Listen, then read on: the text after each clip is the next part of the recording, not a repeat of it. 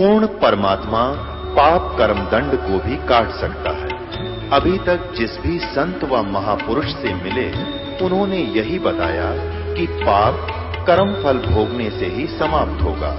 वो प्रभु कौन है जो पाप कर्म को काट देता है, वो काल के बंधन से छुड़वा देता है।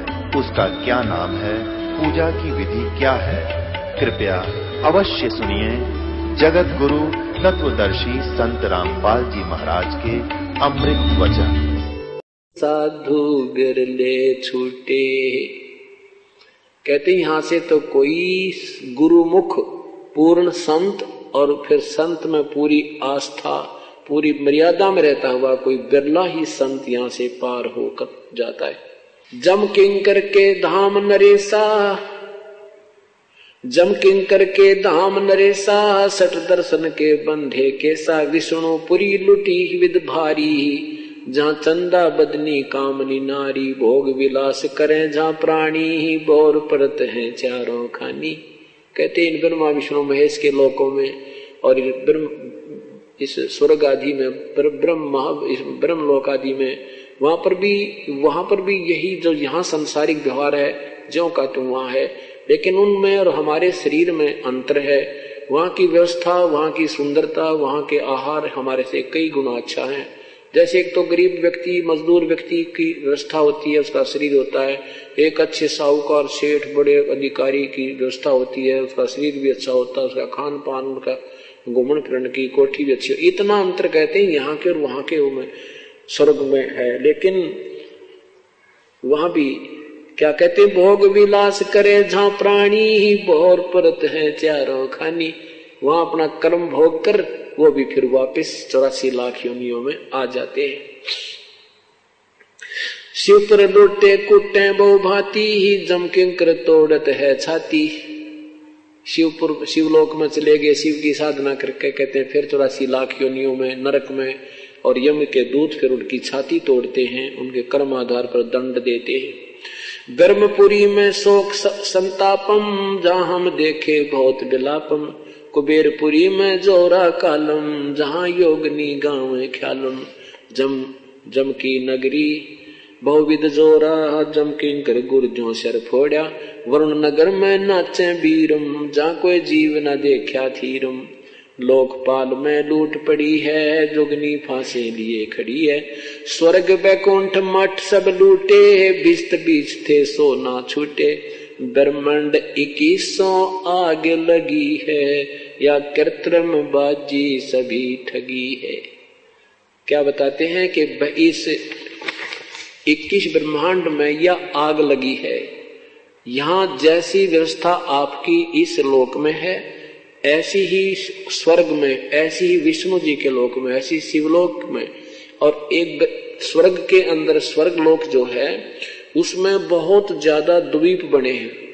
उसमें 7 करोड़, जैसे हमारी ये पृथ्वी है इससे भी बड़ी बड़ी पृथ्वी है 7 करोड़ स्वर्ग के अंदर, और उनमें अलग अलग इनके जो अच्छी आत्माएं होती हैं उनको अलग से देव बना करके उनका प्रभु बना दिया जाता है। उनका जैसे छोटा मोटा कोई चेयरमैन बना देते हैं, तो उनको अलग अलग स्थिति दे रखी है। तो परमात्मा कहते हैं, तो ये कहते हैं 21 ब्रह्मांड में तो यह आग लगी है। यहाँ साधना की ऊपर के लोकों में खाली, वहां भी यही बकवादे हैं, राग द्वेष खेचा ताणी लठम लठा। आपने इतिहास पढ़े होंगे, स्वर्ग में एक बार राक्षसा ने हमला कर दिया, किसी ते भी ना मरे, विष्णु ते भी ना मरे। फिर एक पता नहीं वो एक दधीचि ऋषि था, उसकी हड्डी का तीर बनवाया, फिर वह मेरे। ये सारे न्यूय कहते हैं 21 ब्रह्मांड में आग लगी है। और यह कृत्रिम यह बनावटी 21 ब्रह्मांड काल के ये सभी ठगी है। सत भक्ति ना करने से ये ऐसे ही जन्म मृत्यु में अपना जीवन व्यर्थ करते रहते हैं। तो यहाँ परमात्मा कहते हैं कि ये जो शास्त्र विरुद्ध साधक हैं, ये बेशक आपको कितने ही सिद्ध लगते हैं, कितने ही इनके अंदर सिद्धियां हैं, चाहे आकाश में उड़ जाते हैं, चाहे ये सागर समुद्रों को भी पी जाते हैं फिर वापस छोड़ देते हैं, इनकी मुक्ति नहीं है।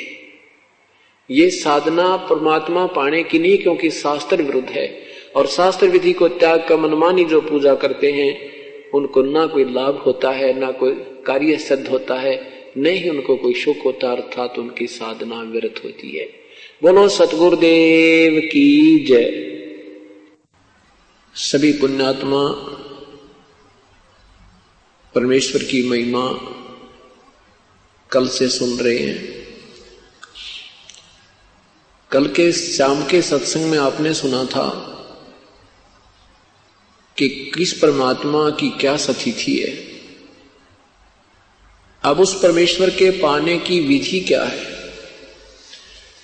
वो परमात्मा जो पूर्ण ब्रह्म है, पूर्ण परमेश्वर है, सशरीर है, जिसका नाम कबीर है, जिसके विषय में सभी सदग्रंथ गवाही दे रहे हैं, आंखों देखे संत उसको प्रमाणित कर रहे हैं। उसके पाने की विधि कैसी है, कौन सा वो मंत्र है जिससे परमात्मा प्राप्त किया जा सकता है, जीवन मरण पूर्ण रूप से समाप्त किया जा सकता है। एक समय की बात है, एक धर्मदास नाम के श्रद्धालु अपनी साधना करते हुए अपने पूज्य गुरुदेव के अनुसार जो मार्गदर्शन उसे प्राप्त था, सर्व क्रियाओं को करते हुए अपनी साधनाओं में संलग्न थे।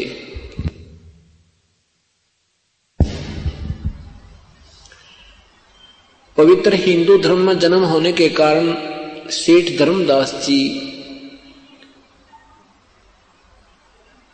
श्री ब्रह्मा जी, श्री विष्णु तथा श्री शिव जी के गुणगान किया करते थे। ब्रह्मा तथा विष्णु तथा शिव जी की पूजा विशेष किया करते थे।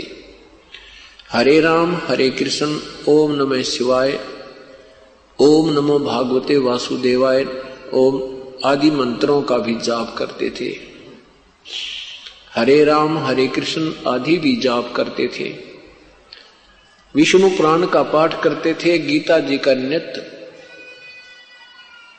अध्ययन करते थे, स्वाध्याय करते थे, एकादशी का व्रत करते थे। गुरुदेव के बताए अनुसार 68 तीर्थों पर भी भ्रमण के लिए वो घूम रहे थे।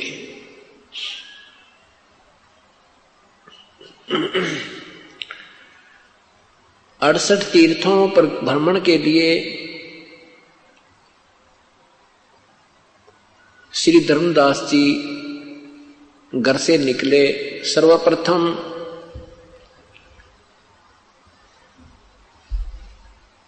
मथुरा में पहुंचे। मथुरा में जिस तालाब में, जिस जोहड़ में भगवान श्री कृष्ण स्नान किया करते थे, वहां जाकर के ये माना जाता है कि यहां स्नान करने से जीव का कल्याण होता है। उसके बाद फिर वृंदावन जाते हैं। वृंदावन के अंदर गोवर्धन की फेरी देते हैं, गिरिराज की फेरी देते हैं।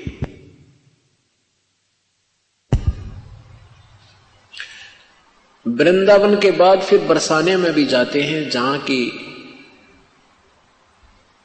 राधा जी थी। ये मथुरा जाने वाले उस तीर्थ का लाभ बताते हैं कि ये सब क्रियाएं करने से उसको बहुत लाभ होता है। इसी दृष्टिकोण से श्री धर्मदास जी मथुरा के अंदर पहुंचे। उस तालाब में स्नान किया। स्नान करके बाहर कुछ स्थान को गाय के गोबर और मिट्टी मिलाकर के स्वच्छ किया, उसको लीपा, प्लस्तर किया, मड प्लस्तर किया।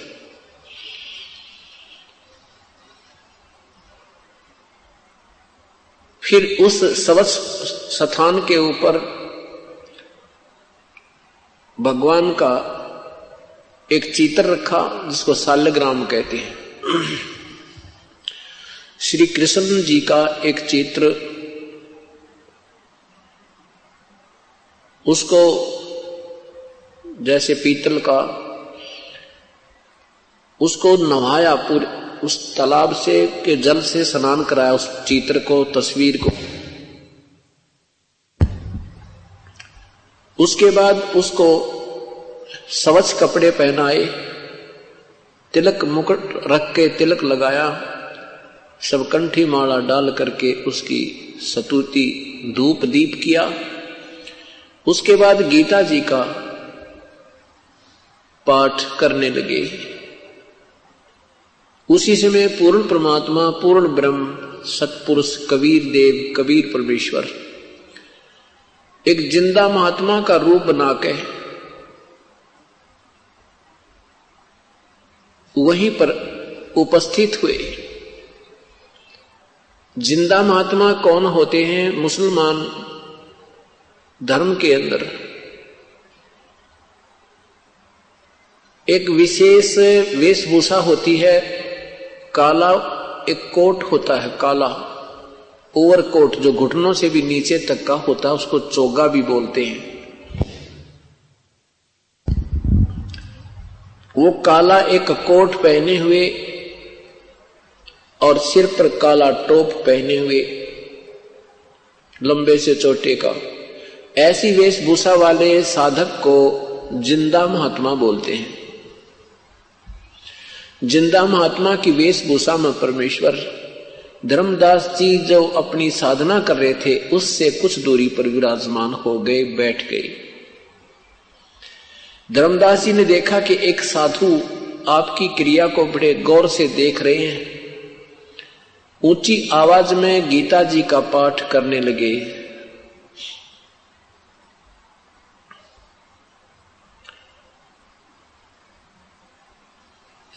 श्री धर्मदास साहिब जी ने जब अपनी पूरी क्रिया कर ली, उसके पश्चात परमेश्वर ने उनके सामने विनय की कि हे वैष्णव साधु, क्योंकि श्री धर्मदास जी ने वैष्णव परंपरा से उपदेश प्राप्त था। श्री रूपदास जी उनके गुरुदेव थे। वैष्णव परंपरा के संत साधु साधक की क्या पहचान होती है कि गले में एक तुलसी का एक ही मनिया होता है, मोटा सा तुलसी की लकड़ी का एक मनिया होता है, मणका, और उसको गले में सूत के धागे में डालकर लटकाए रखते हैं। उससे पहचान होती है कि ये वैष्णव परंपरा से उपदेश प्राप्त प्राणी है। मस्तिष्क पर तिलक लगाना ये भी वैष्णव परंपरा के साधुओं का ही प्रमाण पहचान होती है। उस पे 3 तिलक लगाते हैं। परमेश्वर अपने आप को छुपा करके उस प्यारी आत्मा धर्मदास जी को समझाने, शरण में लेने के लिए उनको महिमा देते हैं कि हे महात्मा जी। कबीर साहब कहते हैं धर्मदास साहिब जी को कि हे महात्मा जी, आपकी साधना मुझे बहुत अच्छी लगी। आप बहुत ही अच्छी तरह उच्चारण कर रहे थे। मैं बहुत जगह घूम चुका हूं, भ्रम लिया हूं, मुझे कोई सतमार्ग बताने वाला संत नहीं मिल रहा। मेरा भी कल्याण करो, मुझे भी कुछ भक्ति मार्ग बता दो। धर्मदास जी ने सोचा कि एक मुसलमान होकर और तेरी साधना से प्रभावित हुआ है तो इसका कल्याण संभव है, इसको मैं अपनी भक्ति विधि बताता हूं। धर्मदास जी ने कहा कि भगत जी देखो, मैं भगवान के विषय में बता दूंगा, लेकिन उपदेश मेरे गुरुजी देंगे आपको, उनसे आपको उपदेश दिला दूंगा। परमेश्वर ने कहा कि ठीक है, पहले मेरे प्रश्नों का कुछ उत्तर दो, मेरी शंका समाधान करो, फिर मैं आपके गुरुदेव के पास चल के उपदेश ग्रहण करूंगा। धर्मदास जी बड़े प्रसन्न हुए। धर्मदास जी ने बताया कि हम वैष्णव परंपरा से उपदेशी हैं, हम छोटी जाति वाले व्यक्ति से के संपर्क में नहीं आते, हम नीच को निकट नहीं बैठने देते, हम कोई जीव हिंसा नहीं करते और राम कृष्ण का जाप जपते हैं, गीता जी का नित्य पाठ करते हैं, श्री राम कृष्ण का जाप जपते हैं एकादशी का व्रत रखते हैं और अब 68 तीर्थ की यात्रा पर निकला हूं, इस प्रकार मैं स्वर्ग प्राप्ति करूंगा।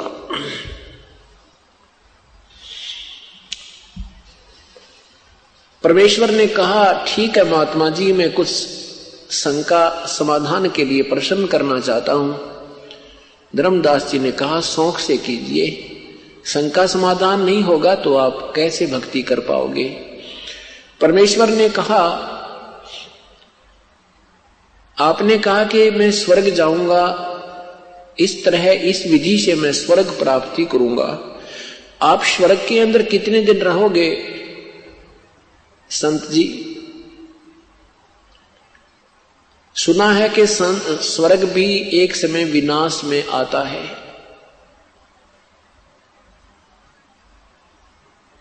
और ब्रह्मा विष्णु महेश को भी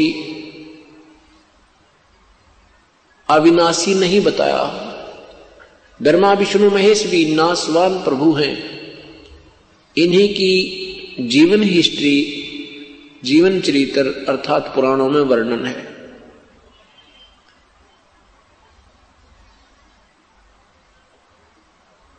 अब धर्मदास जी इस बात को सुनकर बड़ा दुखी होता है कि ये ऊटपटांग बातें करने लगा। फिर भी सोचा कि प्रश्न किया है तो उत्तर दूंगा ही।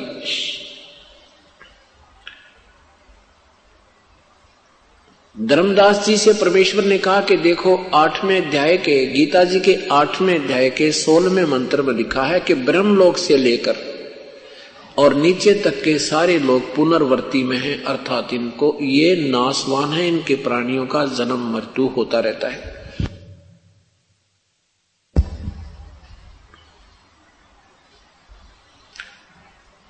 अब धर्मदास जी नित्य पाठ करते थे, परंतु गीता जी को इतनी गहराई से नहीं सोचते थे।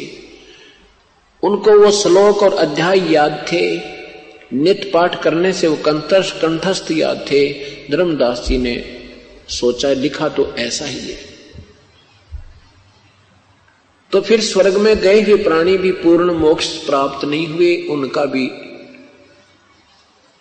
जो है भजन भक्ति सफल नहीं हुआ। धर्मदास जी से प्रार्थना की कि जैसे एक किसान था, उसको बहुत ही देर के उपरांत एक संतान रूप में पुत्र प्राप्त हुआ। पुत्र 12 वर्ष का हुआ तो पिता की आयु 65 वर्ष की हो चुकी थी। किसान ने सोचा कि मैं वृद्ध हो चुका हूं, ना जाने कब यहां से जाने का समय आ जाए, मेरा पुत्र अभी बच्चा है, इसके लिए मैं अपने इस कृषि के अनुभव को लिख देता हूं और बच्चे को कह देता हूं, बेटा जब भी तू किसी वस्तु के में किसी भी क्रिया में, किसी फसल के बीजने में अगर तू दिक्कत महसूस करे तो मेरे द्वारा लिखे हुए इस अनुभव का सहयोग लेना और इसको पढ़ लेना। पिता की मृत्यु हो जाती है और वो पुत्र प्रतिदिन पिता के अनुभव को एक बार पाठ कर लेता है और जैसे पिता ने उसमें लिखा है ऐसे वो क्रिया कर नहीं रहा तो क्या वो सफल हो जाएगा अपने कृषि के व्यवसाय में? धर्मदास जी को परमेश्वर ने प्रसन्न किया। धर्मदास जी ने कहा कि ये तो हो ही नहीं सकता, वो तो जैसा उसके पिताजी ने अनुभव लिखा है ऐसे वो पुत्र करेगा तो उसकी फसल तैयार होगी। प्रभु ने कहा कि ठीक इसी प्रकार प्यारी आत्मा, जो गीता जी में लिखा है ऐसा आप करोगे तो आपको प्राप्ति होगी, जो भी आप उद्देश्य रखते हो। और यदि गीता जी के पाठ को नित्य करते हो, उसके विपरीत क्रिया करते हो तो आपको क्या मिलेगा? सफलता या असफलता? धर्मदास जी चुप हो गए।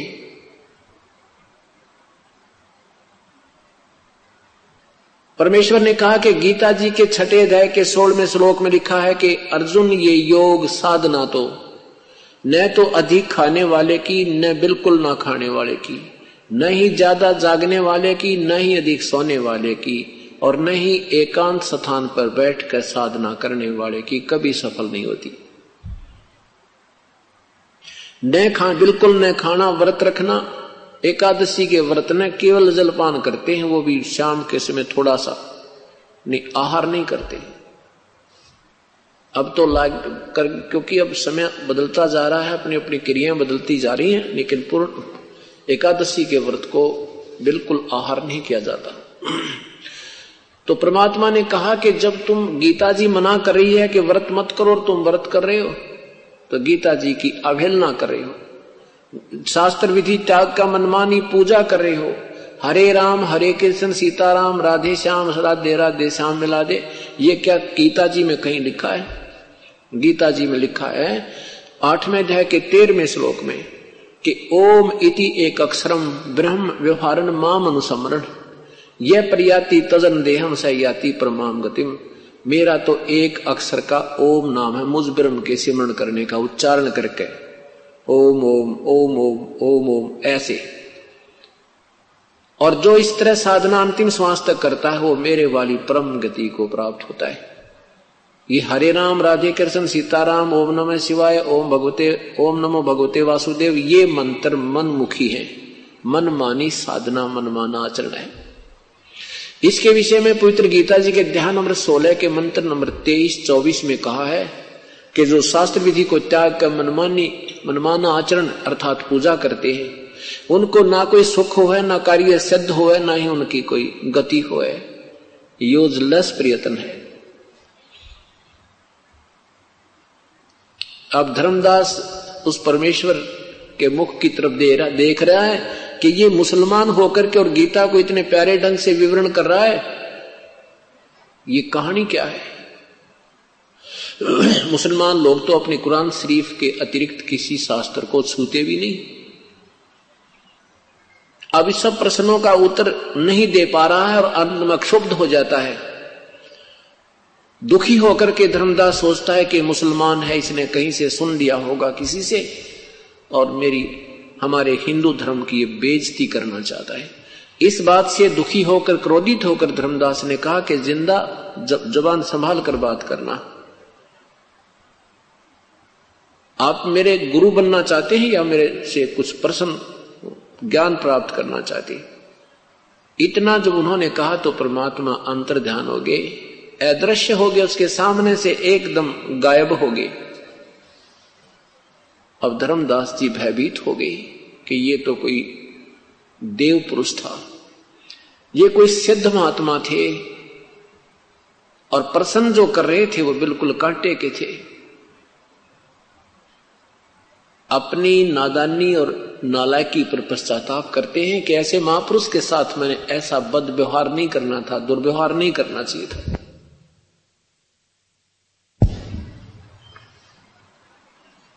और गीता जी को उठाकर देखते हैं, वो ज्यों का तो मिलता है 8वें अध्याय का 13वां श्लोक,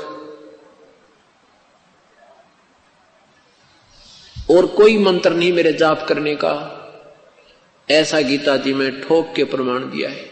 और गीता जी अध्याय नंबर 17 के मंत्र 23 में लिखा है कि उस परमात्मा के पाने का ओम तत्सत इति निर्देश ब्रह्मण त्रिविध समर्थ है।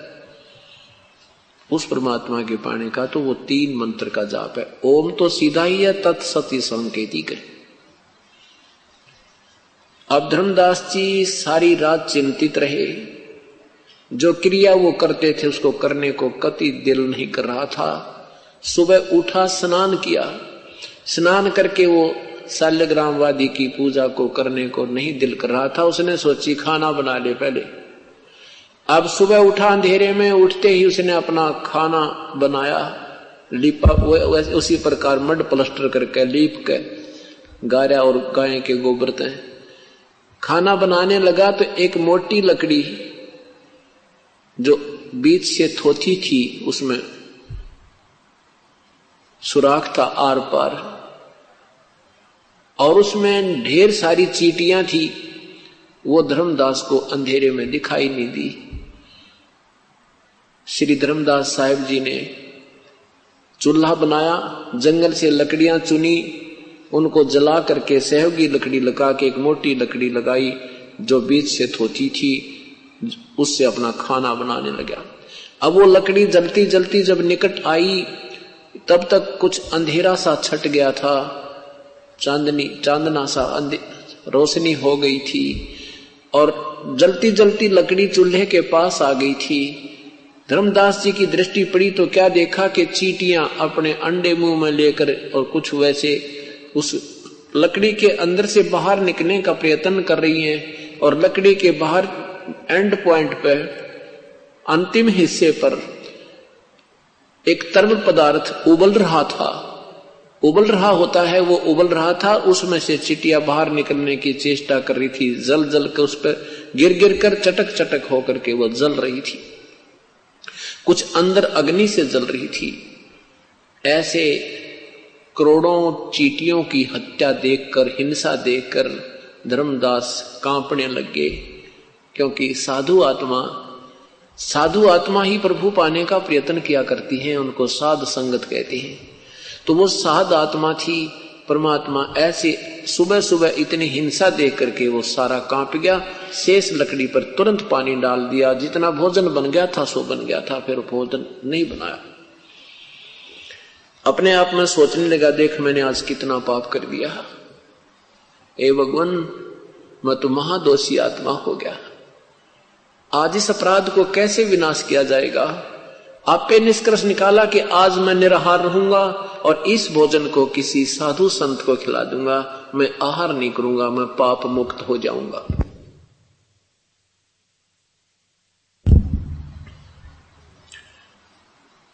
उस सारे भोजन को उठा करके धर्मदास जी चल पड़े संत की तलाश में। वही पूर्ण परमात्मा, पूर्ण ब्रह्म, सतपुरुष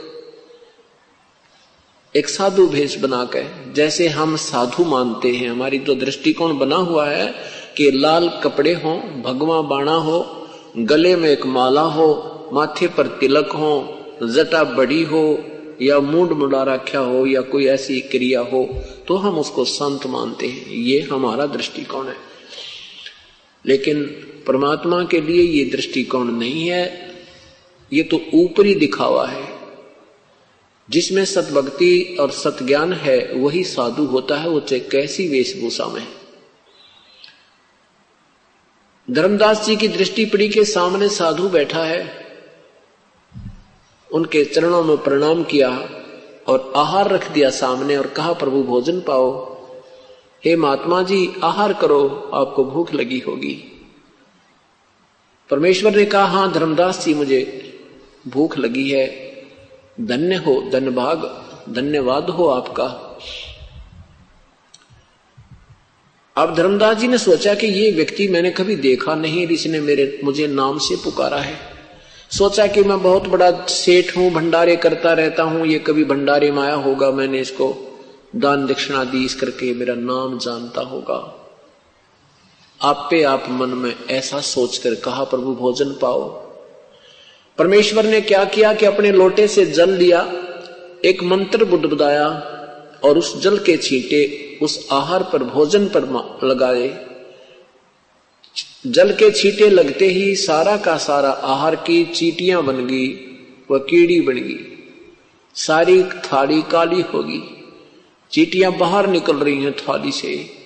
जब देखा उसी रूप में आगे जो पहले दिन वार्ता हुई थी, उस जिंदा वाले महात्मा के रूप में परिवर्तित हो गए प्रभु, और कहा धर्मदास तू कह रहा था मैं जीव हिंसा नहीं करते, हम वैष्णव साधु हैं, तेरे से तो कसाई भी अच्छे भाई।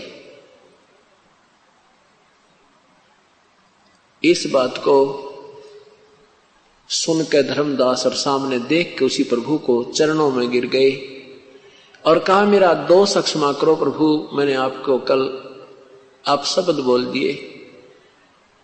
हे परमेश्वर हम अल्प बुद्धि हैं, आपका ज्ञान अनमोल है।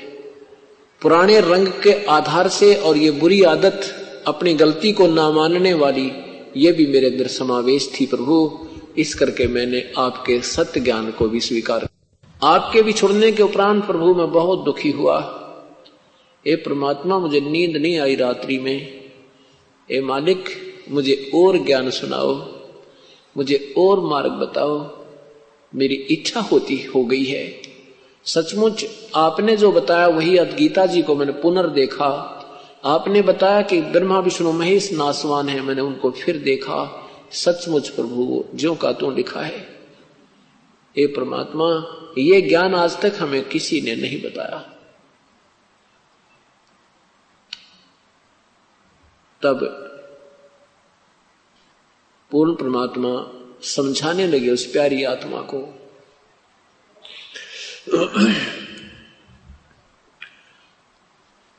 अब सर्व ज्ञान समझा करके परमात्मा उन्हें सृष्टि रचना सुनाने लगे।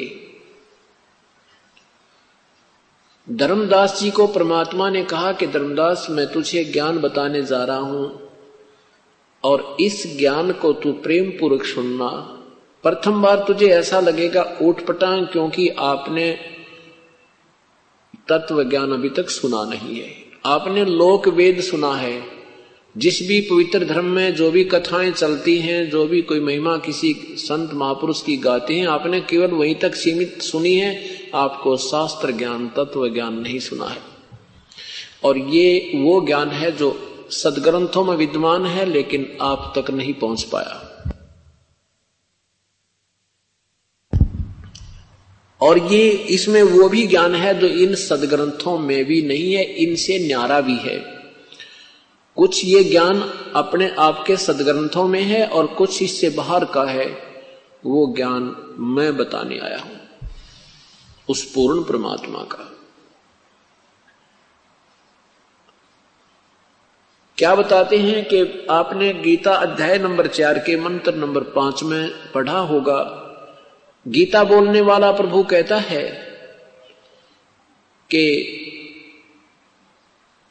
अर्जुन, तेरे और मेरे बहुत जन्म हो लिए, तू नहीं जानता, मैं जानता हूं। अध्याय नंबर 2 के मंत्र नंबर 12 में कहा कि अर्जुन, मैं और तू तथा ये सब सैनिक पहले भी थे और आगे भी होंगे, ये ना सोच के अब ही वर्तमान में है। अध्याय नंबर 2 के, गीता जी के अध्याय नंबर 2 के मंत्र नंबर 17 में कहा कि वास्तव में अविनाशी तो उनको जान, उसको जान जिससे ये सब ब्रह्मांड व्याप्त हैं, और उस अविनाशी का वध करने में कोई भी समर्थ नहीं है। गीता जी के अध्याय नंबर 15 मंत्र 16 और 17 में लिखा है, 2 प्रभु हैं, एक क्षर पुरुष ये ब्रह्म है, अक्षर पुरुष ये परब्रह्म है। इन दोनों से न्यारा एक अविनाशी प्रभु इन दोनों से भी भिन्न है, और वही वास्तव अविनाशी परमात्मा परमेश्वर कहा जाता है। उस परमेश्वर के विषय में ना गीता बोलने वाला प्रभु जानता है, ना वेद बोलने वाला प्रभु जानता है। अन्य ऋषि और महर्षि तो कहां जानेंगे जब ब्रह्मा विष्णु महेश भी नहीं जानते। उस प्रभु के बारे में गीता जी के अध्याय नंबर 4 के मंत्र नंबर 34 में कहा कि अर्जुन, उस तत्व ज्ञान को, परमात्म तत्व को, पूर्ण परमात्मा के बारे में विषय में जो वास्तविक ज्ञान है, उस तत्व ज्ञान को किसी तत्वदर्शी संतों के पास जाकर उनसे सुन, उनको विनय पूर्वक प्रार्थना कर, फिर वो पुण्यात्मा, वो महापुरुष तुझे जैसा मार्गदर्शन करें ऐसे तू साधना कीजिए। जो आज तक किसी को ज्ञान नहीं है, ये वो ज्ञान आज मैं बताने आया हूं।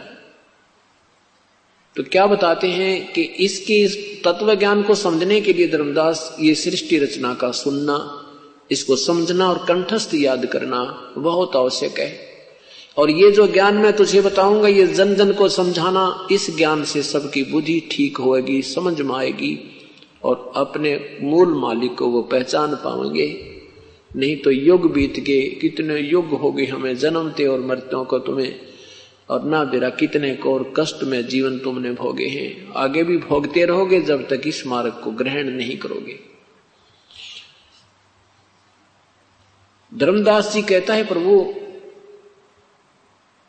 गीता जी के अध्याय नंबर 11 के मंत्र नंबर 32 में ये खुद कह रहा है प्रभु कि मैं काल हूं, सबको खाने के लिए आया हूं।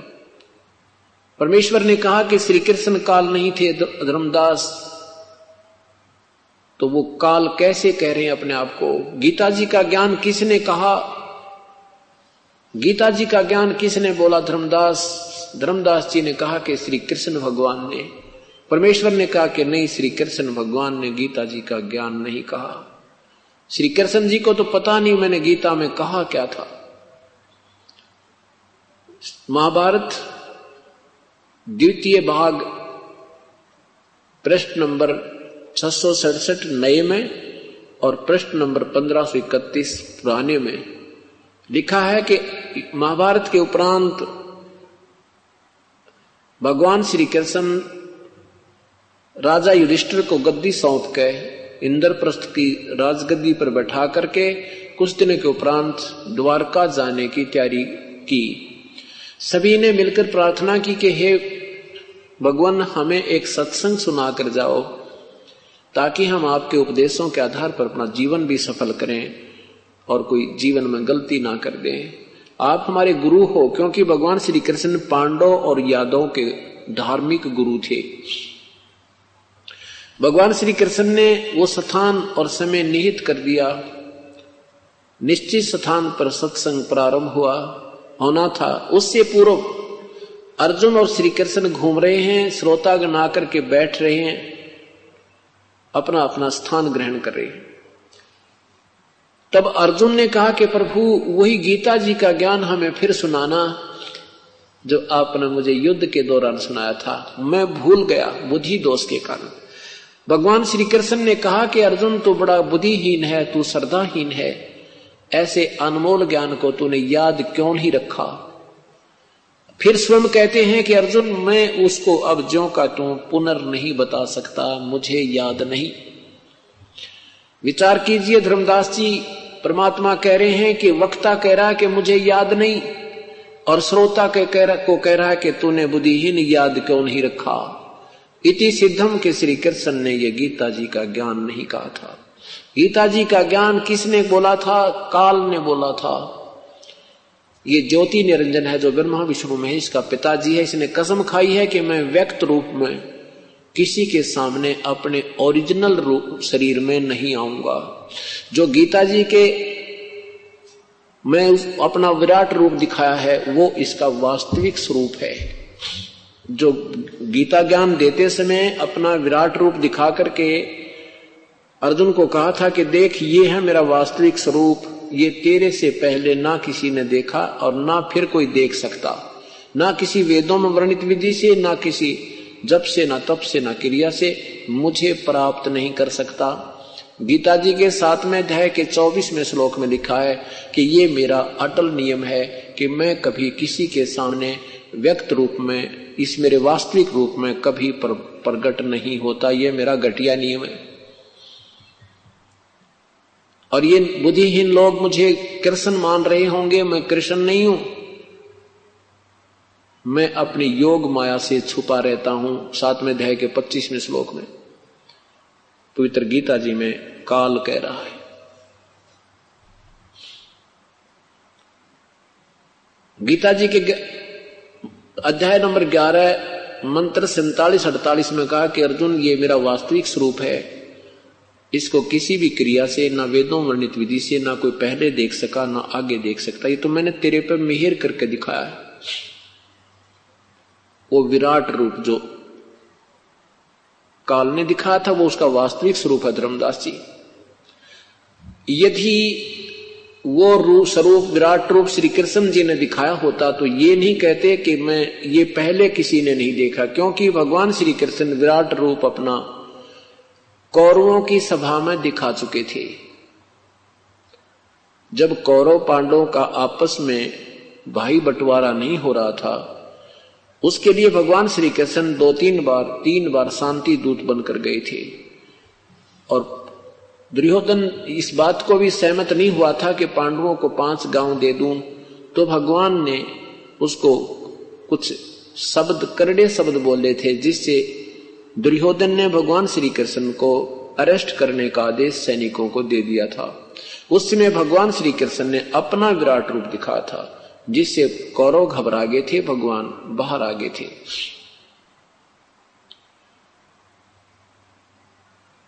विचार कीजिए धर्मदास, ये भगवान श्री कृष्ण ने गीता जी का ज्ञान नहीं कहा। धर्मदास जी ने प्रश्न किया कि भगवान, गीता जी का ज्ञान इसलिए दिया गया था कि अर्जुन अक्षत्रिय धर्म का पालन नहीं कर रहे थे।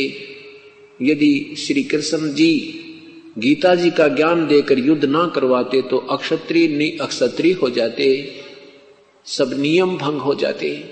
भगवान परमेश्वर ने कहा, पूर्ण ब्रह्म ने कहा कि अर्जुन ऐसा भी नहीं है। श्री कृष्ण जी ये अनर्थ नहीं कराना चाहते थे। वो तो 3 बार प्रार्थना करने के लिए गए थे, कौरव और पांडवों से बहुत विनय की थी। अंत में ये भी कह दिया था कि मैं हथियार भी नहीं उठाऊंगा, एक तरफ मेरी सेना होगी, एक तरफ मैं होऊंगा, मैं हथियार नहीं उठाऊंगा, कसम खाता हूं।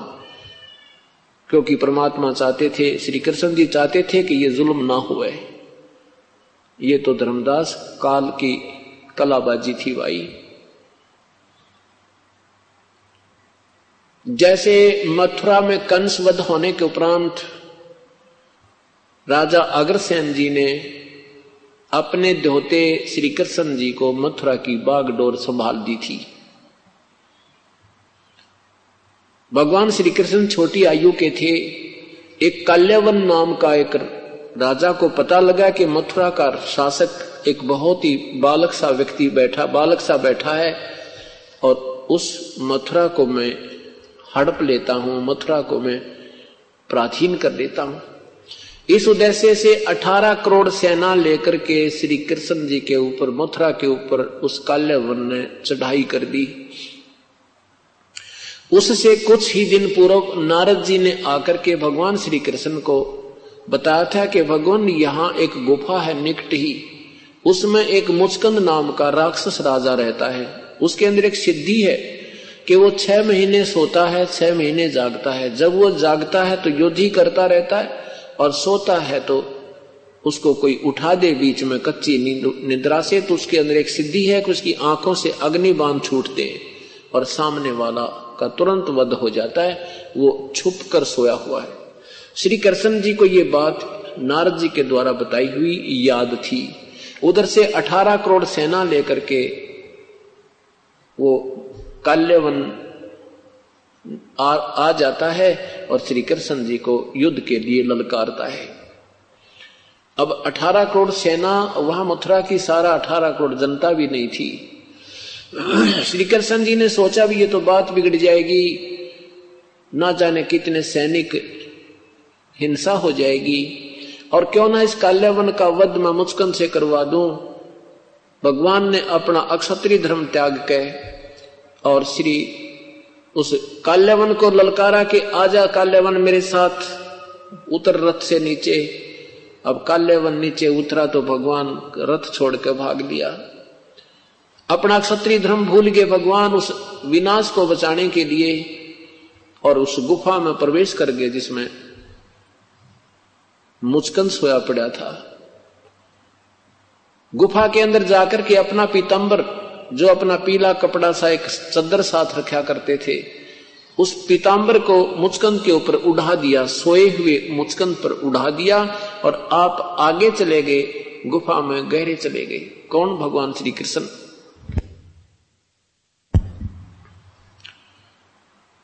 काल्यवन ने देखा कि कृष्ण गुफा में प्रवेश कर गया है, तो मुचकंद और काल्यवन आराम से चल रहा कि बच्चा अब कहां जाएगा, अब तुझे अच्छी तरह देख लूंगा, अब तो तू फंस गया। आगे जाकर देखा कि एक व्यक्ति सोया पड़ा है। उसने मुचकंद को श्री कृष्ण जानकर कहने लगा, अरे कायर, तू मेरे से डर के यहां के छुप के सो गया। मुचकंद की टांग पकड़ के और मरोड़ दी श्री कृष्ण जान के। अब मुचकंद की निंद्रा भंग हुई, उसमें एक सिद्धि थी, आंखों से अग्निबाण छूटे और काल्यवन वहीं ढेर हो गया, मर गया। अब श्री कृष्ण जी ने पकड़ कर उस मुचकंद के पैर और घसीट कर लाया, बाहर उनकी सेना के सामने पटक दिया। राजा की हार सेना की हार मानी जाती थी, राजा की मृत्यु सेना की हार मानी जाती थी।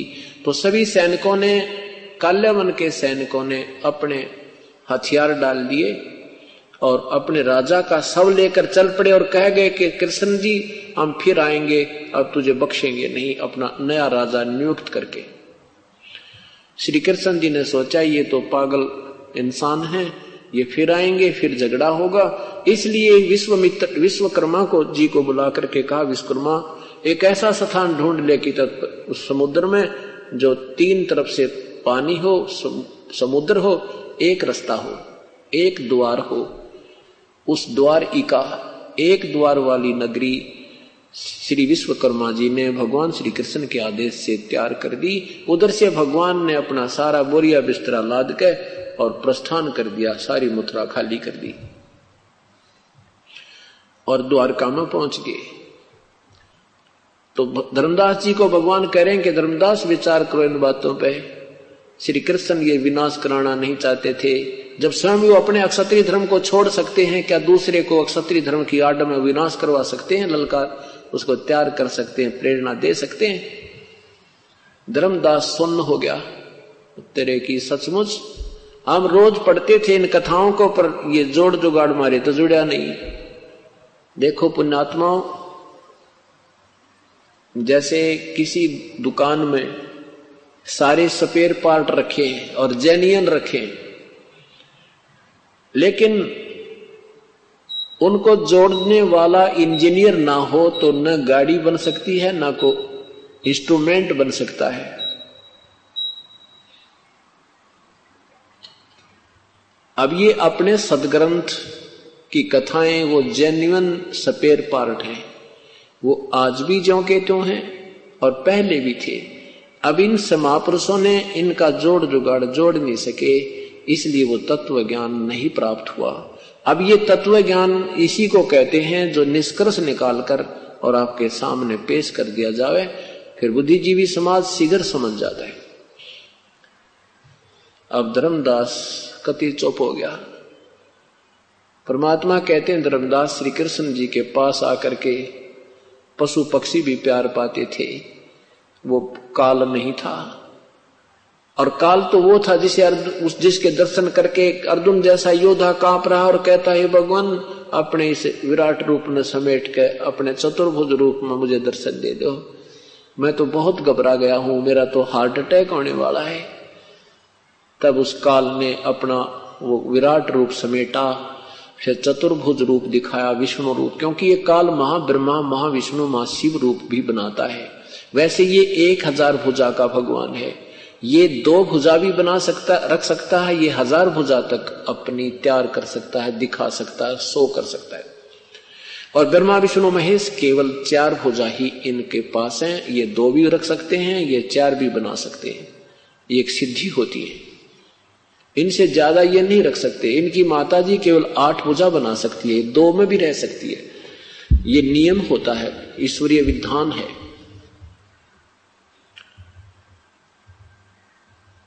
तब धर्मदास ने कहा, परमात्मा ने कहा, धर्मदास कितने जन्म हो गए तुमने मरते और जन्मतों को, क्या प्राप्त हुआ तुझे? आज तू सेठ है, कल ना जाने तो कौन सी योनि में प्राप्त होगा, ना जाने कौन से नरक में तुझे डाला जाएगा, ये काहे का जीवन है? तब धर्मदास बोला, हे भगवान, हे परमात्मा, हम कैसे फंस गए यहां पर, ये क्या कहानी है? इसके लिए परमेश्वर ने कहा कि अब सुन ले ये राम कहानी जो मैं तुझे सुनाना चाहता हूं, जिससे तेरा अंधेरा हटेगा, अज्ञान दूर हो जाएगा और हर शास्त्र तेरी समझ में आएगा। ये सृष्टि रचना सुनो। परमात्मा ने कहा कि मैं उस परमेश्वर के आदेश से यहां आया हूं, उस परमेश्वर का तत्व ज्ञान सुनाने के लिए। यदि परमात्मा ये कह देते कबीर साहब कि मैं ही प्रभु हूं, मैं ही ये रचने वाला हूं, शुरुआत में ही कह देते, तो धर्मदास जी की बुद्धि काम नहीं करती, क्योंकि हमने अभी तक प्रभु को निराकार मान रखा है। हम बेशक भगवान राम के, भगवान श्री कृष्ण के, विष्णु जी की मूर्ति भी रखते हैं, फिर भी हम परमात्मा को निराकार मानकर राजी हैं, फिर भी हम उनको निराकार ही मानते। ये हमारी उल्टी बुद्धि पता नहीं कैसे फिट होगी। इससे सिद्ध है कि हम जिस भगवानों को पूजते थे वो भगवान उनसे सेटिस्फाई नहीं थे, हम संतुष्ट नहीं थे कि वास्तव में यही फाइनल है। नहीं तो हम बिल्कुल नहीं मानते कि निराकार है, सामने तस्वीर देखते थे प्रभुओं की। तो कहने का भाव ये क्या है कि कहें कुछ और करें कुछ। अभी तक हमें ऐसे गुरु मिले थे क्या बताया धर्मदास जी को कि धर्मदास पहले, अब ये दास बताएगा परमेश्वर द्वारा रची हुई सृष्टि, बताई हुई ज्ञान को। सबसे पहले केवल एक अनामी लोक था, उसी में पूर्ण परमात्मा अकेले रहते थे। अनामी पुरुष उनका उपमात्मक नाम है। वास्तव में उस परमेश्वर का नाम कबीर देव है। कबीर देव, कबीर, उपमात्मक नाम उनका अनामी पुरुष। अनामे, अनामे का अर्थ होता है रोग रहित। अनामे संस्कृत का शब्द है ये। अनामे माने स्वस्थ, किसी प्रकार का कोई भी रोग ना हो, यानी कोई भी वहां रचना नहीं है, केवल परमात्मा पूर्ण ही। अनामी पुरुष ना के उपमात्मक नाम से विराजमान थे। परमेश्वर ने अपनी स्वेच्छा से नीचे के 3 लोकों की और रचना की। उसके बाद फिर अलग अगम पुरुष, अनामी के बाद अगम पुरुष, अगम लोक, फिर अलख लोक और लास्ट का जो है सतलोक। इन 3 लोकों को और उस परमात्मा ने अजरो अमर रूप से, अविनाशी रूप से रचना की, शब्द रूप में। अर्थात ऊपर के 4 लोक अब वर्तमान में सतपुरुष न, ये सतलोक, अलखलोक, अगमलोक और अनामी लोक, ये चारों लोक तो बिल्कुल अविनाशी हैं। इनका कभी विनाश नहीं होगा। वहां रहने वाले प्राणियों का भी कभी नष्ट नहीं होते, कभी मृत्यु जन्म नहीं होता। उसमें प्राणी कैसे उत्पन्न आए, उसी पूर्ण परमात्मा ने अपने 3 रूप और बनाए।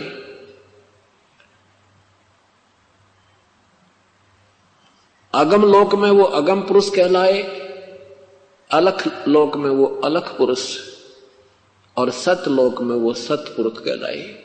सतलोक में परमात्मा ने रचना प्रारंभ की, जीव सृष्टि रची, यानी आत्मा, वहां से उसने हंस सृष्टि रची। सबसे पहले एक शब्द से 16 द्वीपों की रचना की उसी सतलोक में।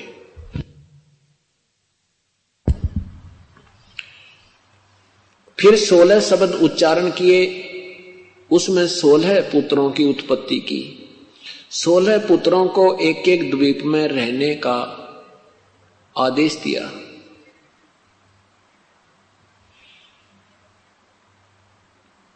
सोलह पुत्र अपने अपने द्वीप में रहने लगे।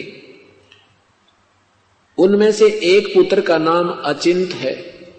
अचिंत से परमात्मा ने कहा कि अचिंत, आप मेरी शब्द शक्ति प्राप्त करो और रचना में सहयोग दो। अचिंत ने अपनी शब्द शक्ति से अक्षर पुरुष परब्रह्म की उत्पत्ति की और उससे कहा कि तू मेरी रचना में सहयोग दे। अक्षर पुरुष वो परब्रह्म एक मान सरोवर है सतलोक में, अमृत का सरोवर है, बहुत लंबा चौड़ा, बहुत गहरा। उसमें जाकर के, बहुत गहरा जाकर के परब्रह्म उसमें सो गया, निंद्रा आ गई। स्नान करने गया था, मस्त हो गया, उसमें निंद्रा आ गई, सो गया। काफी समय तक बाहर नहीं आया। तब सतपुरुष ने, पूर्ण परमात्मा ने उसी जल को उठा करके, उसी सरोवर से जल लेकर के अपनी शब्द शक्ति से एक अंडा बनाया और अपने शब्द शक्ति से उसमें एक आत्मा प्रवेश की। एक बहुत बड़ा अंडा, उस अंडे को जल में छोड़ा, उस सरोवर में छोड़ा। गड़गड़ गड़गड़ करता हुआ वो अंडा जब नीचे जाने लगा, उसकी गड़गड़ाहट से अक्षर पुरुष की निंद्रा भंग हुई। अब कोई कच्ची नींद उठता है, अधूरी नींद जागता है, तो उसमें कुछ कोप होता है। उस दृष्टिकोण से, उस कोप से उसने अंडे को देखा। अक्षर पुरुष ने, अंडा दो भाग हो गया, अंडा फूट गया। उसमें से ये ज्योति निरंजन ब्रह्म निकला। परमेश्वर ने आकाशवाणी की, क्या हो तुम दोनों बाहर आ जाओ। अक्सर पुरुष तो निंद्रा में था, तुझे जगाने के लिए ये सब क्रिया करनी पड़ी। तुम बाहर आकर के दोनों जाकर के अचिंत के लोक में रहो, उस द्वीप में रहो। और उसके बाद परमात्मा ने अचिंत से वो शक्ति वापस ले ली कि अब तू रचना नहीं रचेगा, क्योंकि परमात्मा ये दिखाना चाहते थे कि तुम रचना नहीं रच सकते, कहीं बाद में फिर तुम्हारे मन में खोट आ जाए। ये दिखा देना चाहते थे कि तुम समर्थ नहीं हो। उसके बाद ये तीनों के तीनों एक द्वीप में रहने लगे। उसके उपरांत परमात्मा ने, पूर्ण ब्रह्म ने, सतपुरुष ने, कबीर देव ने हम सभी आत्माओं को अपने शब्द शक्ति से, अपने वचन शक्ति से, अपने ही शरीर से हम सबकी उत्पत्ति करती अनगिन असंख्य आत्माओं की। वहां हमारा मनुष्य जैसा शरीर और 16 सूर्य जितना तेज नूर, इतना हमारे शरीर में इतनी रोशनी, इतनी सुंदर रोशनी जिसमें गर्मी ना हो, वो कितना सुंदर लगता है। क्योंकि ये हमारी आंखें हैं, ये चरम दृष्टि है, ये ज्यादा लाइट सहन नहीं कर सकती, लेकिन वहां जो हमारी आंखें हैं वो दिव्य दृष्टि है। वो जितना ज्यादा रोशनी होगी उतना ही ज्यादा अच्छा लगता है। तो वहां हमारा 16 सूर्य जितना प्रकाश एक आत्मा के शरीर का होता है। हम वहां आनंद से रह रहे थे, वहां अपने परिवार हैं, हर प्रकार की वहां व्यवस्था है, कोई आहार की कमी नहीं, तेज पुंज का आहार है, बहुत स्वादिष्ट। वहां के सब फल हैं, दूध हैं, सरोवर भरे हैं दूध, और वहां के अमृत सरोवर हैं, अमृत आहार है, तेज पुंज के वृक्ष हैं, तेज पुंज के ही उसमें फल लगे हैं, तेज पुंज से वहां प्रकाश है, लोक भी प्रकाशित है, वहां के जीव भी, आत्मा भी प्रकाशित है, प्रभु भी सब प्रकाशित है, सब साकार है, बहुत सुंदर व्यवस्था है। वो वहां हमारा मूल स्थान जीने और रहने का है। यहां जीने का नहीं, यहां मृत्यु की चिंता ज्यादा रहती है। अब बहुत समय बीत गया तो एक दिन इस क्षर पुरुष ज्योति निरंजन अर्थात काल इस ब्रह्म के आत्मा में अधूरी सोच उठी। इसने सोचा कि मेरे अन्य भाई ये सब अब एक एक द्वीप में रह रहे हैं और हम तीन एक द्वीप में रह रहे हैं, क्यों ना मैं भी अपना अलग स्थान प्रभु से प्राप्त करूं। उसके लिए इस ज्योति निरंजन ने, ब्रह्म ने, क्षर पुरुष ने एक पैर पे खड़ा होकर के और करबद्ध होके तप करना प्रारंभ किया। 70 युग तक इसने एक पैर पे खड़ा होकर के तप किया। और हम सभी आत्मा काल के जाल में कैसे फंसी, धर्मदास परमात्मा बताया कि जब ये तप कर रहा था तो ये हम सभी आत्माएं, ये दास बता रहा परमेश्वर की तरफ से, तो जब ये काल वहां तप कर रहा था तो हम सभी आत्माएं जो काल के जाल में फंसी हैं, ये उसके आसपास के द्वीपों में रह रही थी। हम सभी ने उसको इतना देखा, इतना आकर्षित हो गए हम उसके ऊपर, हम हृदय से चाहने लगे, देख कमाल कर दिया, एक पैर पे खड़ा है, कितने दिन हो गए। और यही समस्या आज, यही प्रक्रिया हमारे मन में, आत्मा में आज भी समाई हुई है। जैसे कोई गांव का गोरह या शहर के बाहर कोई पता लग जाए कि एक साधु 10 दिन से खड़ा है, बैठा भी नहीं है, देखने वालों की लाइन लग जा। कुदरती बात है, तपस्या वो कर रहा है, चक्कर हम काट रहे हैं। ये डड़े डौन की आदत हमारी पुरानी है। अब जैसे हीरो और हीरोइन है, वो अपनी रोजी रोटी के लिए झटकम पटकम करते हैं, कलाबाजी करते हैं, बनावटी बातें बनाते हैं, और ये नौजवान बालक उन्हें देख देख कर लट्टू हो जाते हैं, उनके ऊपर मुग्ध हो जाते हैं, और लेना एक न देना दो। ये हमारे अंदर वहीं से बीमारी घर की थी। अब कोई यहां पर आ जाए, बरवाला में या हिसार में कोई अभिनेता या अभिनेत्री, और इन बच्चों का देखे वहां लाइन लग जाएगी, ओह